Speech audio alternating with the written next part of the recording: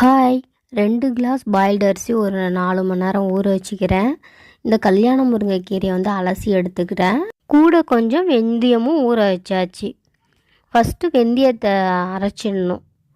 அதுக்கப்புறம் இந்த கீரையை நான் மிக்சியில் போட்டு அடிச்சிட்டேன். ஏன்னா நம்ம கிரைண்டரில் போடும்போது அது சிக்கிக்கிட்டே இருக்கும். அதை நம்ம எடுத்து விட்டுக்கிட்டே இருக்கணும்.